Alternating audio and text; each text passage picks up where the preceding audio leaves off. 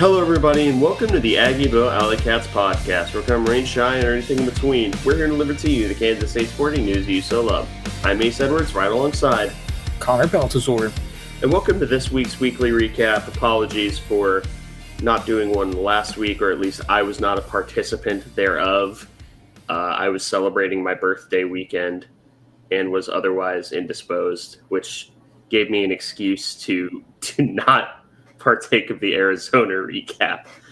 I guess I was also celebrating because I didn't do the weekly recap. So, I was falling asleep Thursday night, and the last thought before I fell asleep was, I think I forgot to record the recap, and then I fell asleep.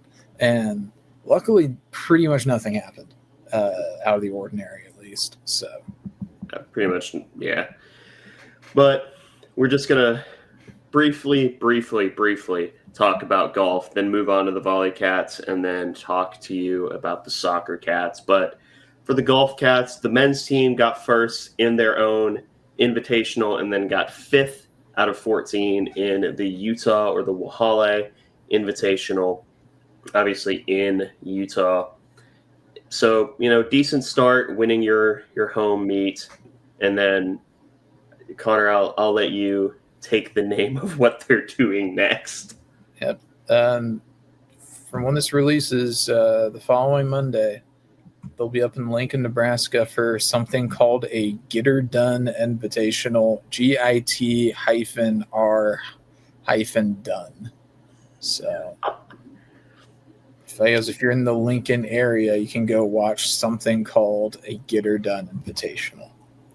You can watch college golf. Yeah, noted spectator sport, college golf. Yeah, golf in general is such a great spectator sport. Let's go to the college version of it. Even better, I say. But, yeah. The women's team tied for 4th out of 13 at what used to be the Bruzzy. Rest in peace, the Bruzzy. The Sam Golden Invitational from Corinth, Texas, the North Texas meet. So, I don't want to cover it because it's not the Bruzzy. Fair enough. I don't think you need any more justification than that.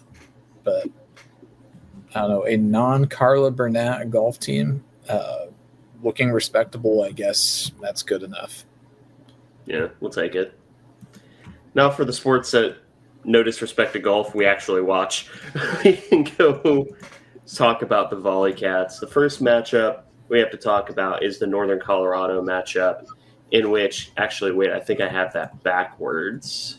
Yeah, Santa Barbara came first. Santa Barbara did indeed happen first. My apologies. But Santa Barbara matchup, they're a team that, you first hear it and you're like, oh, wait a minute, UC Santa Barbara. They were receiving votes at the time. They were a good team last year.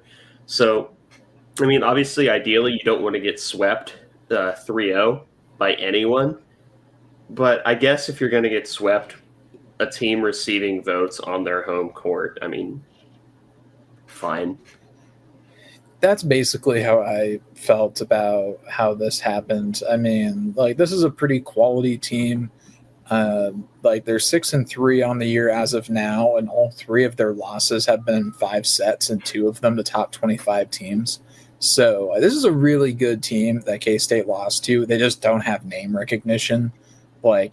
If we had lost to probably any other Division I school in the California public university system, we probably there'd probably be no cause for alarm, just because we'd say, I know the name of that school, Cal, okay, but no. That's UC Santa Barbara. So I believe we played them in baseball before, though.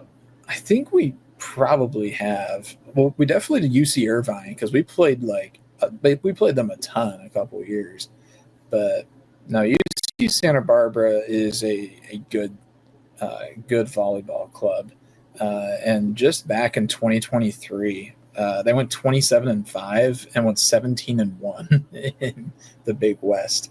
And lost the Big West championship semifinals and made it as an at-large to the NCAA tournament. So like this is a volleyball team that is actually pretty good.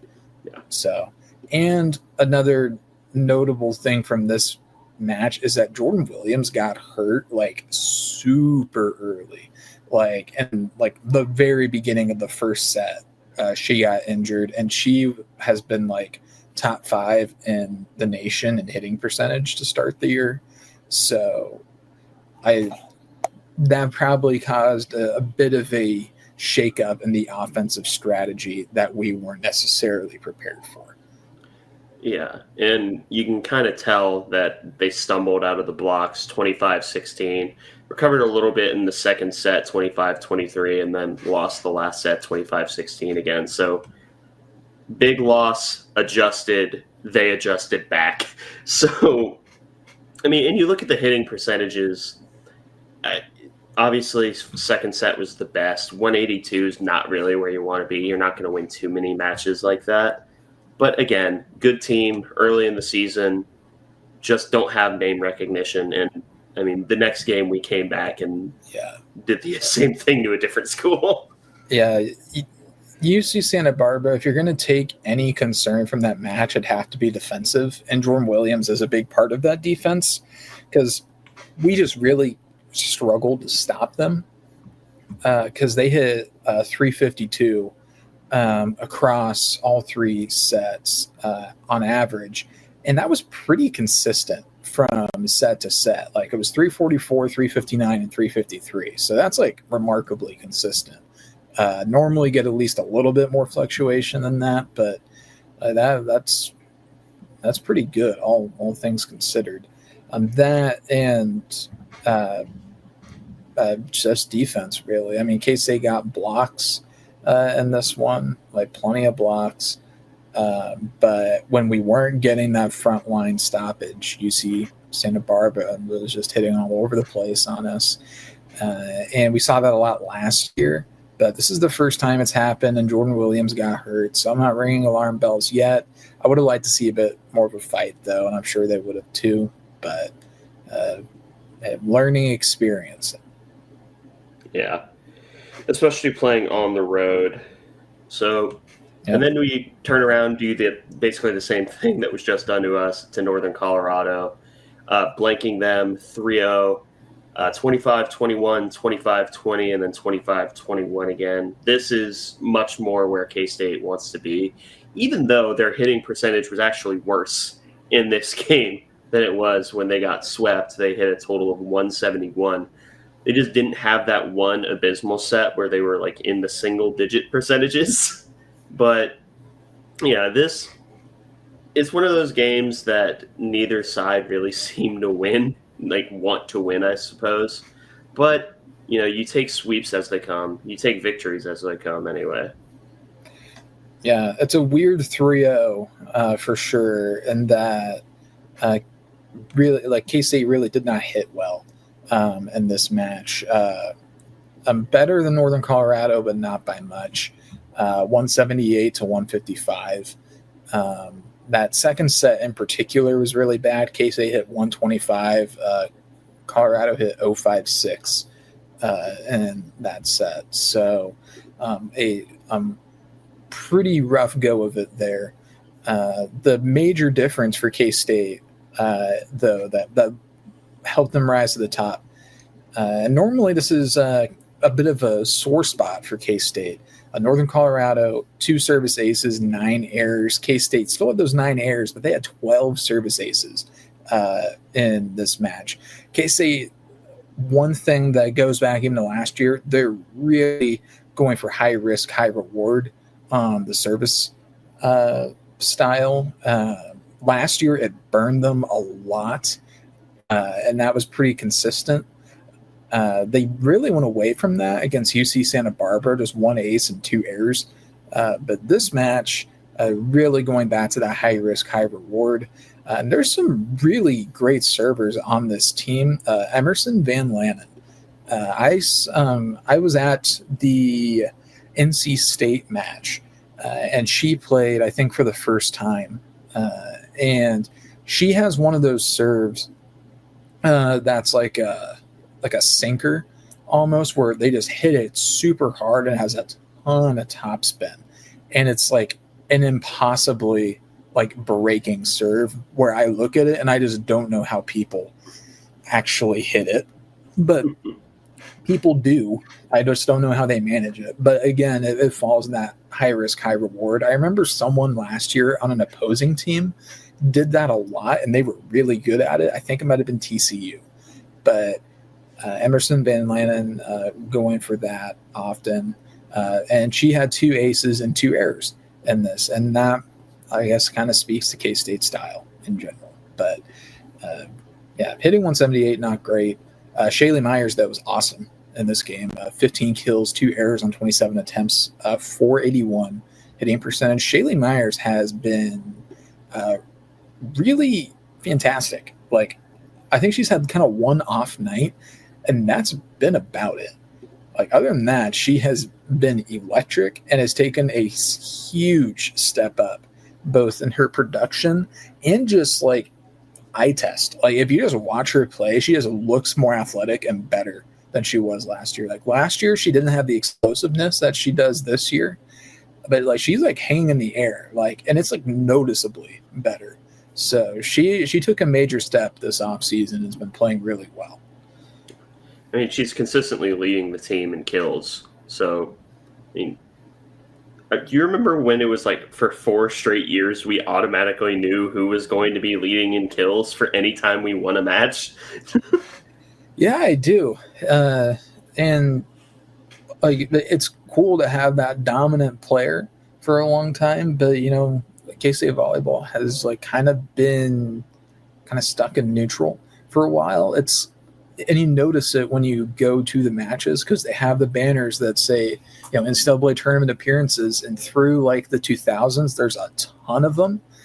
And then once you hit about 2016, they stop. And then there's one in 2021, which I remember because that was the first year of the show. And we were like, yeah, they're not making the tournament. And then they did. And I don't know how. And then they immediately went out in the first round to Nebraska, I think. And I thought it was Florida State. Either way, point still stands. Regardless. But they have been treading water a bit. But I don't know. This is definitely a pretty well-rounded team right now. And I think they're built kind of similar to Mansfield's first team, in where I think they're kind of uniquely structured to get some like major upsets, particularly at home. Because this team is like pretty dynamic offensively, I think. And I've really liked watching. Like, they're genuinely very entertaining to watch. Like, that UC Santa Barbara match is the only bad match they've had the entire season. So I'm really looking forward to seeing what they can do going forward. Especially now, I was worried we were just going to redshirt like all 6 of the true freshmen that came in. I was a little bit sad about that, but like, they've actually been playing quite a bit as of late. Cadence Lundgren, someone who was really highly thought of as a middle blocker. She was getting involved a lot in this Northern Colorado match, 5 block assists and 1 solo block.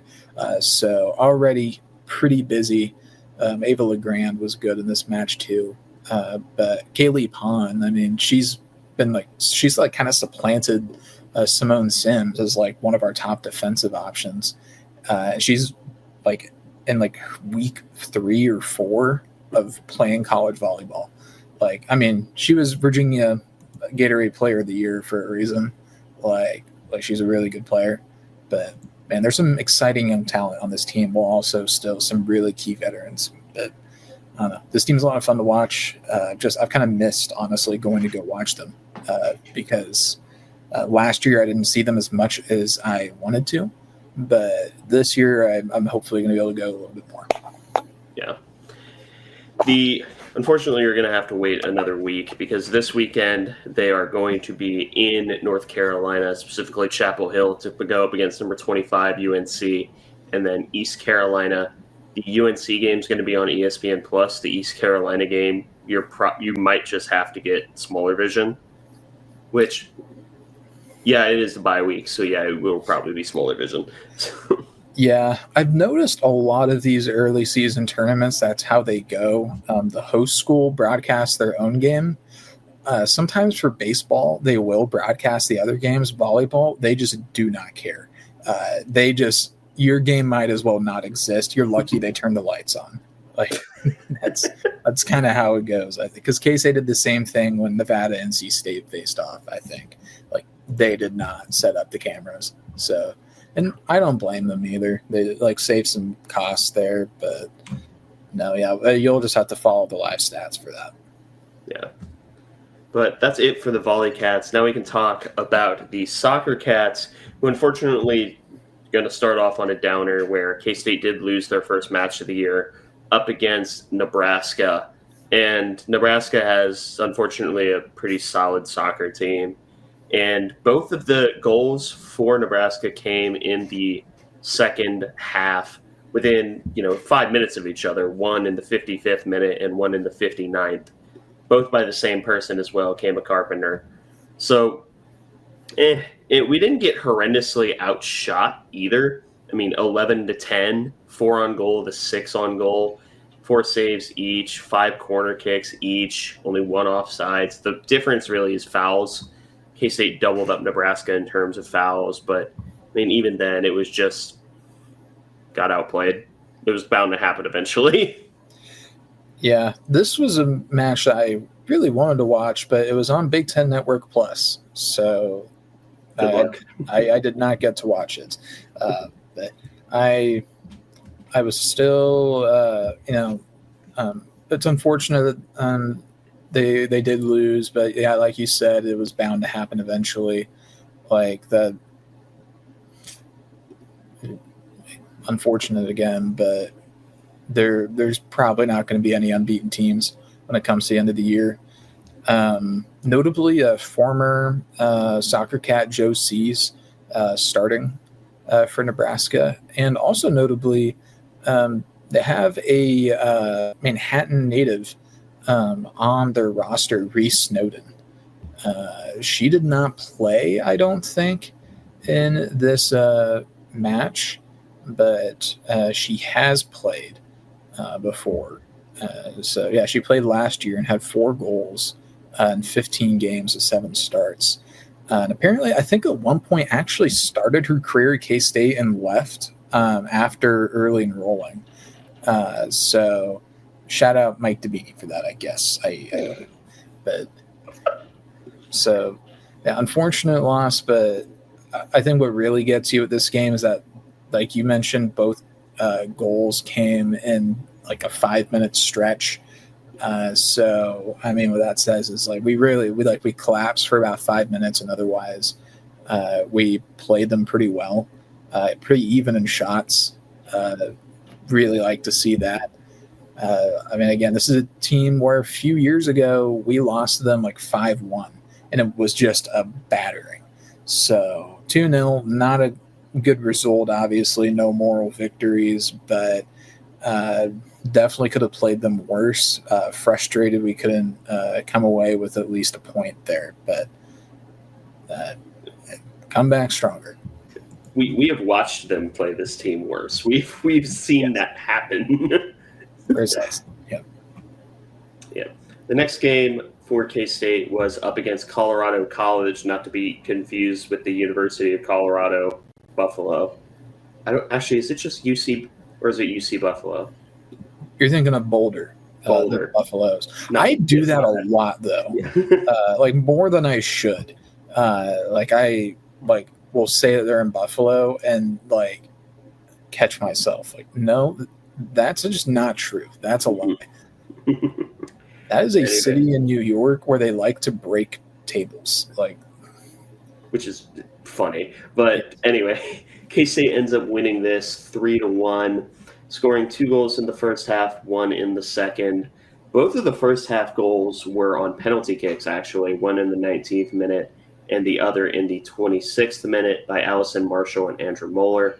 Then in the second half, Rylan Rintoul gets her second goal of the year at the 55th minute. And then Colorado College ends up getting one in the 75th minute. But again, by that point, But this one, I'm not going to say is more concerning because, I mean, still we won. But being even or even close in shots with Colorado College is weird. 22-16. Granted, we had 12 on goal to their 4. But yeah, we also, good Lord, doubled them up in fouls again. So maybe that's just a theme of the year. We're going to double up whoever we're playing in fouls every time. But, I mean, we win. We won this. Doesn't matter. Yeah. Yeah, we are just kind of a wildly aggressive soccer team, like, and in pretty much all manners. And like we're finding ways to be like absurdly aggressive, both in our offensive style, but particularly on defense. We run a lot of high pressure, and we're just screaming around like chickens with our heads cut off, like see ball get ball type of defense. And that's just going to result in some fouls, like from playing really physically. And the past years, we've fouled a lot, maybe more of necessity, because we just weren't that good at actually defending.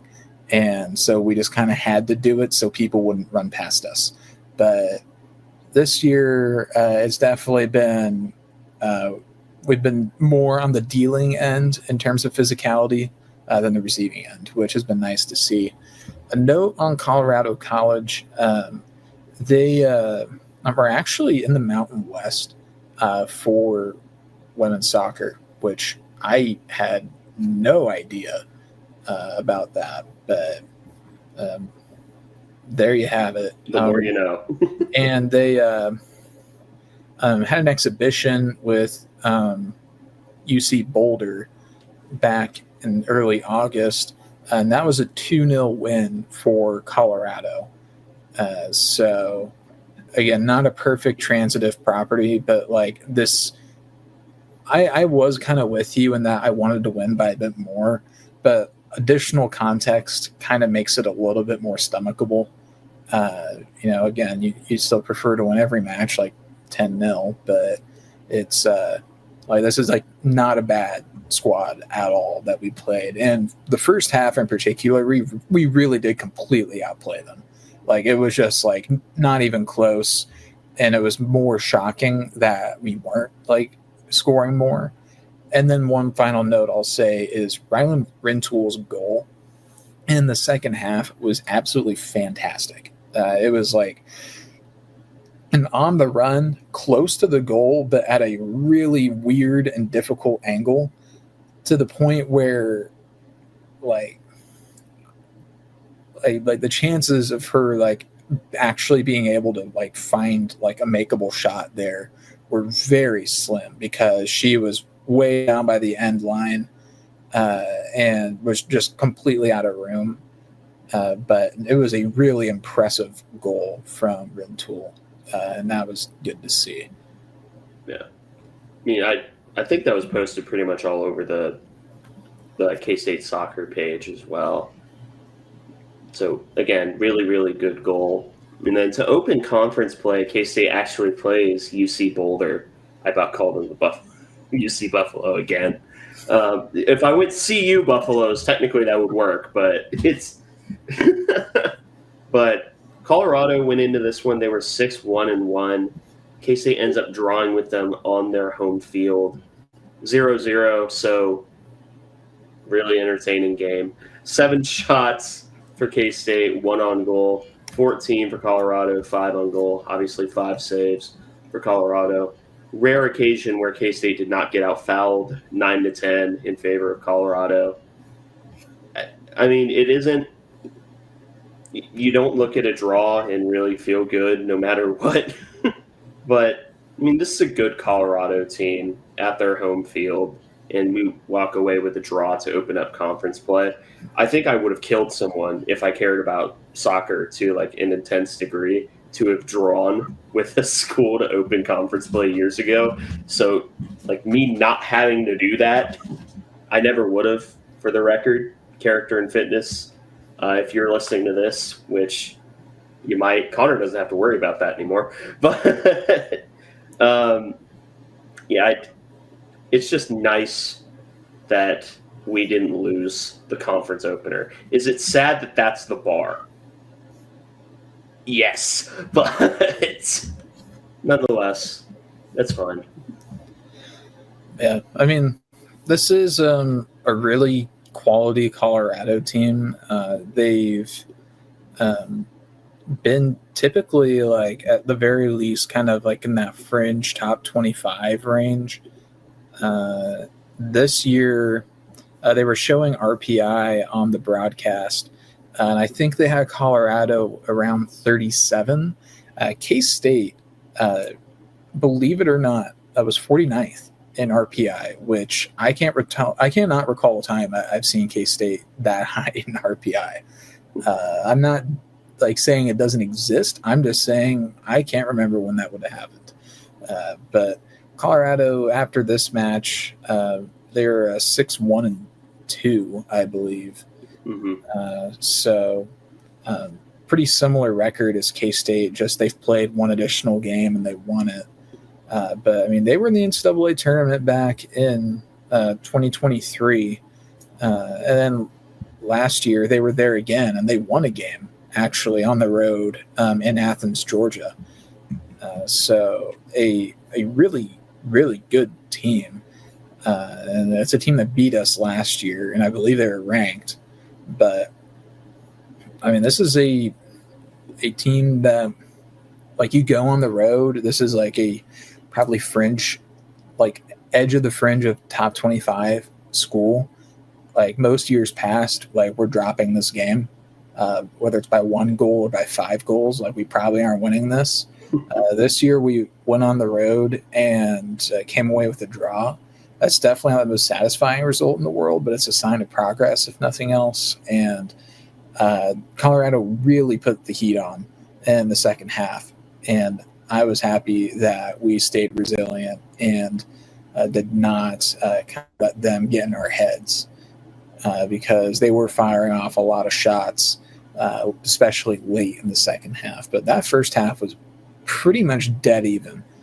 K-State played great defense, had one pretty good chance with Hannah Palmer. It was just a good save on the left side. But Maddie Sibbing continues to be just absolute nails in goal for K-State. She's only given up 3 goals this whole season still. So really, really good stuff from her. But, I mean, going on the road and not losing for a program like K-State, you take those. Again, is it a little sad that that's the bar? Yes. But we're growing, and that's what's important. It's a growth mindset. Yeah, especially because upcoming, we've got some pretty tough games on the schedule. KU is ranked. I think they're top 20, actually. We have them in a few weeks. Baylor's coming up. They're 5-0-2 as of now. And then TCU's our next game. They are 6-1, and I think they are ranked as well. And TCU is typically year in, year out a major power player in the Big 12. So the schedule's only going to get more difficult from here, unfortunately for K-State. Then UCF's coming up after that, and they're 6-1-1. So the conference draw this year, a little bit brutal, unfortunately, particularly on the front end. So getting a road, not W, but not L. So yeah, you take that. Yeah, you absolutely just take those however it comes. But anyway, do you have any final notes before we sign off? The women's cross country team, they took first place in a meet in Nebraska, a Creighton hosted meet. Nice. I'm kind of like keeping an eye on track and field related stuff this year because I do think that this could be a pretty good year for the track program. So cross country is kind of the first foray into that. And typically K-State kind of sucks at cross country. Like we just don't have good distance runners. But a solid start. Women get first. The men took third. Solid start. Yeah, good start to the year. Luckily, no K-State sport has had a really bad start to the year. Anyway, thank you all for listening to this episode of the Aggieville Alleycats podcast. If you want to follow or contact the show, you can follow us just about anywhere at Aggieville Alleycats. And if you want to email us, we're AggievilleAlleycats@gmail.com. If you want to follow us on a more personal note, I'm at ACEdwards00. I am at Connor Baltazar, capital C, capital B. And if you want to support the show financially, please be sure to check out the official Aggieville Alleycats merch store, link found in our podcast and Twitter bios. But most importantly, thank you all for listening to this episode of the Aggieville Alleycats podcast. Where come rain, shine, or anything in between, we're here to deliver to you the Kansas State sporting news that you so love. Stay safe, Alleycats.